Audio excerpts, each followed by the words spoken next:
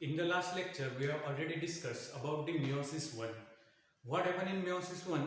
We get two daughter cells from a single parent cell, and the parent cell is diploid and it produces two daughter haploid cells.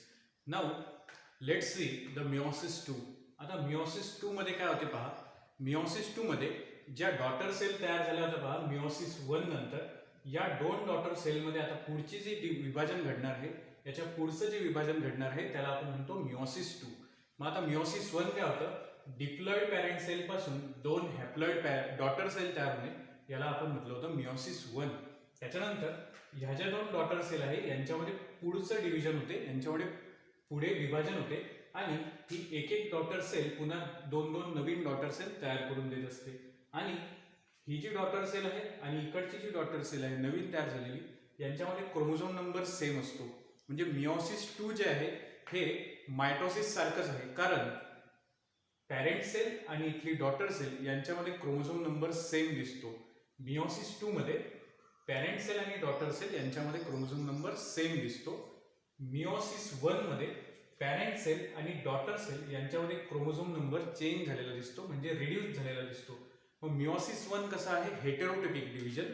meiosis 2 कसं आहे, it is होमोटिपिक division. Homo म्हणजे सारखे, parent sale आणि daughter sale यांचा chromosome सारखा, म्हणजेच meiosis 2 कसं आहे, होमोटिपिक डिव्हिजन. मग आता meiosis 2 involves again two phases, karyokinesis 2 and cytokinesis 2. Karyokinesis 2 it means it is the division of nucleus.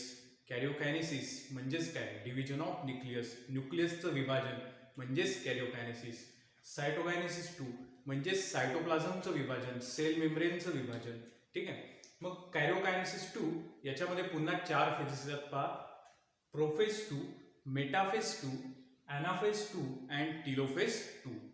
मग आता आपण पाहू प्रोफेज 2. मग आता ही आहे आपली प्रोफेज 2 ची diagram.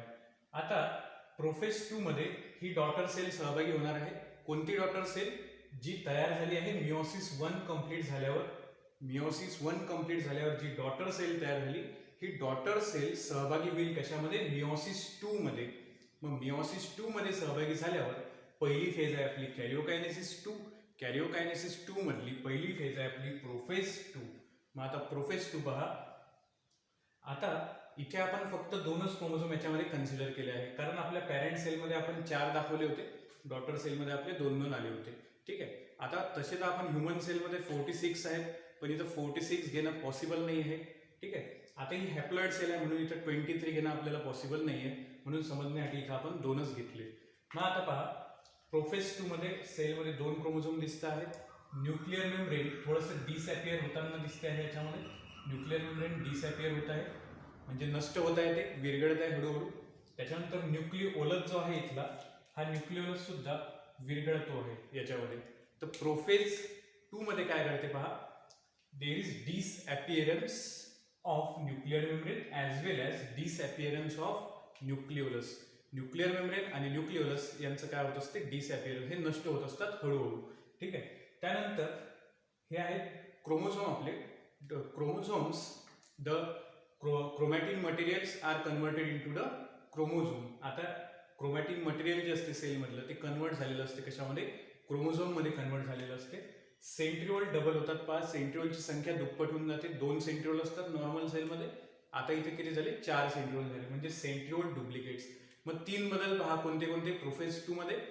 Nuclear membrane and nucleolus get disappear, chromatin material converted into chromosome and centriole gets duplicated. सेंट्रिओलची संख्या डुप्लिकेट होते आणि हे जे 2 सेंट्रिओल आहेत हे एकमेकांपासून दूर व्हायला सुरुवात होते. हे centriole get move towards the opposite pole, दोन्ही अपोजिट पोलकडे मूव्ह व्हायला सुरुवात करतात. तर हा झाला आपला प्रोफेज 2.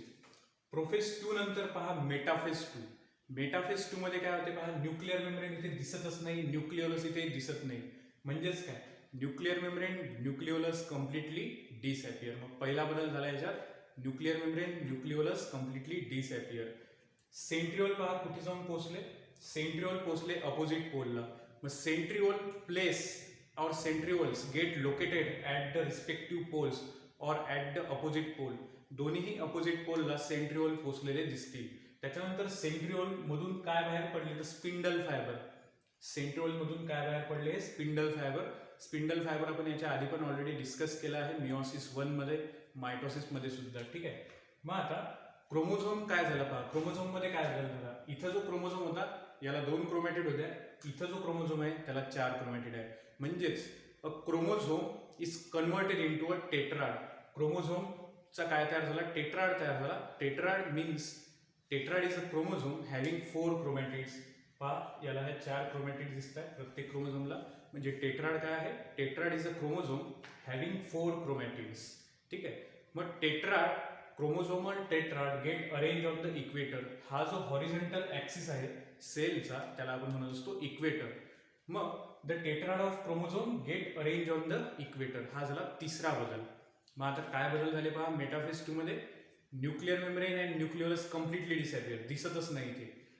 प्रोफेज 2 मध्ये काय होतं, nuclear membrane and nucleolus started disappearing. इथे सुरुवात झाली होती डिसअपिअर व्हायला, इथे कम्प्लिटली डिसअपिअर झाली, इथे दिसतच नाही.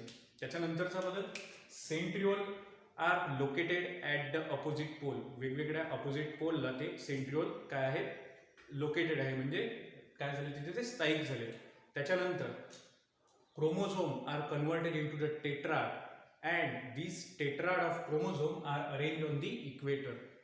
काय झाला आपला दुसरा point, the chromosome are converted into the tetrad and this tetrad are arrange on the equator. ठीक आहे. And spindle formation also takes place. Spindle formation सुद्धा याच्यामध्ये आपल्याला पाहायला भेटते. तर हा झाला आपला मेटाफेज 2. त्याच्यानंतर पहा ॲनाफेज 2. काय झालं इथं, contraction of spindle fibre. Spindle fibre get contracted and because of contraction of spindle fibre this chromatid get separate. This is a tetrad of chromosome. ठीक आहे. These are the sister chromatids. Look at this. These are the sister chromatids. These are the sister chromatids. What happened? The spindle fiber contracts. As the spindle fiber contracts, the chromatids of the tetrad get separated. मग आता या ज्या 2 chromatid आहे यांना आपण म्हटलं होतं sister chromatids. ठीक आहे. दोन्ही सिस्टर क्रोमॅटिड एकमेकांपासून काय झाल्या, सेपरेट झाल्या. मग काय बदल घडला पहा ॲनाफेज 2 मध्ये. ॲनाफेज 2 मध्ये पहिला बदल कॉन्ट्रॅक्शन ऑफ स्पिंडल फायबर. दुसरा बदल there occurs repulsion between the sister chromatid. Sister chromatid मध्ये काय झालं, रिपल्शन झालं, एकमेकांना त्यांनी दूर लोटलं. And chromosome move towards the respective centriole. तिसरा बदल, क्रोमोझोम कुठे मूव्ह झाले, टुवर्ड द रिस्पेक्टिव्ह सेंट्रिओल. ज्या दिशेने ते ताणल्या गेले, ज्या दिशेने ते कॉन्ट्रॅक्ट झाले त्या दिशेच्या सेंट्रिओलकडे ते ओढल्या गेले. तर हा झाला बदल ॲनाफेज 2 मध्ये. त्याच्यानंतर आहे पहा टिलोफेज 2. ही आहे आपली टिलोफेज 2. तर टिलोफेज मध्ये काय बदल झाला पहा. इथे स्पिंडल फायबर दिसत आहे आपल्याला, इथे स्पिंडल फायबर दिसत नाही आहे. म्हणजे spindle fibre completely get reabsorb in the cytoplasm. Spindle fibre पुन्हा पूर्णपणे सायटोप्लाझमच्या आत शोषल्या गेले. त्याच्यानंतर काय झालं पहा, क्रोमोझोम जे आहेत हे एन्क्लोज झाले कशाच्या आतमध्ये, न्यूक्लिअर मेम्ब्रेनच्या आतमध्ये. ठीक आहे. मग आता पहा काय बदल झाला इथं. इथं आपल्याला 2 डॉटर न्यूक्लिया तयार झालेल्या दिसतात. In telophase we can observe the 2 daughter nuclei form. पहा न्यूक्लिअर मेम्ब्रेन तयार होताना दिसते आहे, याच्यामध्ये न्यूक्लिओलस सुद्धा याच्यामध्ये तयार होताना दिसतो आहे. आणि जे क्रोमोझोम आहे ते कशाच्या आतमध्ये आले, आता न्यूक्लिअर मेम्ब्रेनच्या आतमध्ये आले. ठीक आहे. तर अशी जी फेज आहे ज्याच्यामध्ये आपल्याला 2 डॉटर न्यूक्लिया पाहायला भेटतात त्या फेजला आपण म्हणतो टिलोफेज 2. मग व्हॉट हॅपन इन टिलोफेज 2. पहिला बदल, there occurs complete disappearance of spindle fiber. There occur reappearing of nuclear membrane and nucleolus, and the chromosomes are enclosed inside the nuclear membrane. nuclear membrane च्या आतमध्ये chromosome काय झाले, आतमध्ये आले. तर हा झाला बदल टिलोफेज 2 मध्ये. टिलोफेज 2 संपलं म्हणजेच काय संपलं, कॅरिओकायनेसिस 2 संपलं. कॅरिओकायनेसिस हा बदल कशामध्ये घडत असतो, न्यूक्लियसमध्ये घडत असतो. आता सायटोकायनेसिस. आता सेल मेम्ब्रेन मध्ये काय बदल घडतो आणि सायटोप्लाझम मध्ये काय बदल घडतो ते आपल्याला पाहायचं आहे. ठीक आहे. मग आता सायटोकायनेसिस मध्ये काय होते पहा, की इथे फरो फॉर्मेशन होत असते. फरो म्हणजे काय, की इथे खड्डा पडत असतो.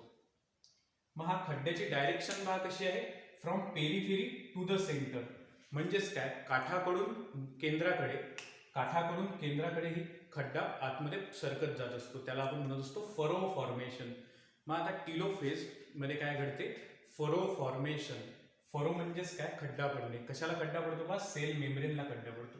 आता जेवढ्या आपण फेजेस पाहिल्या बा, प्रोफेज 2, मेटाफेज 2, एनाफेज 2, टिलोफेज 2, याच्यामध्ये सेल मेम्ब्रेनमध्ये कोणताच बदल नव्हता झाला. सेल मेम्ब्रेन कॉन्स्टंट होतं तिथे. पण आता सेल मेम्ब्रेनमध्ये बदल घडतो आहे.